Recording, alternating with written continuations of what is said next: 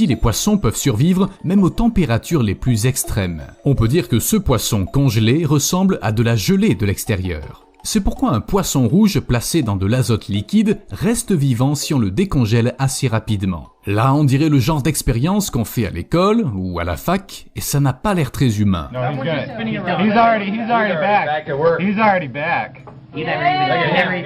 Alors oui, je comprends, c'est scientifique, mais vous connaissez parfaitement le résultat. Pourquoi vous devez torturer l'animal, hein ? Même les poissons les plus tenaces ont une limite. Ils ne peuvent pas survivre à la congélation si elle dure trop longtemps. C'est ce qui est arrivé à un parc d'attractions au Japon. En 2016, une patinoire y a été ouverte avec plus de 5000 poissons congelés à l'intérieur de la glace.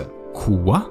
Mais comment quelqu'un a pu penser à un truc comme ça? Et si on lit les commentaires sur les réseaux sociaux, je suis pas le seul à ne pas comprendre. La direction du parc, bien sûr, a dit que les poissons étaient déjà morts et ne pouvaient pas être mangés, blablabla. Les gens n'ont pas apprécié ce genre de décoration. Les poissons non plus, je pense. Et les grenouilles sont d'accord avec eux. Pas les grenouilles qui sont capables de survivre à des températures basses sans aucun problème. Les grenouilles à tête plate ne sont pas non plus très contentes des humains, parce qu'elles sont utilisées comme gourdes. Le corps de ces grenouilles peut accumuler de l'eau pour survivre dans le désert, et les gens les pressent comme des citrons, quand c'est nécessaire. À votre avis, la grenouille apprécie ? It's not easy being green.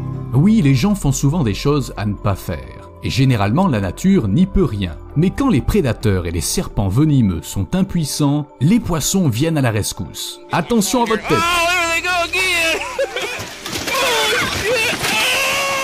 Les carpes asiatiques ont été introduites en Amérique du Nord pour nettoyer certains réservoirs fermés. Mais ensuite, tout a été inondé et les poissons ont atteint le bassin du fleuve Mississippi, où ils ont commencé à se multiplier très rapidement. Les gens ont commencé à les pêcher en masse pour sauver l'écosystème. Mais vous savez ce qui s'est passé? Elles n'ont pas dit leur dernier mot. Regardez comme les poissons sautent hors de l'eau. Peut-être qu'ils comprennent que ces pêcheurs sont une menace?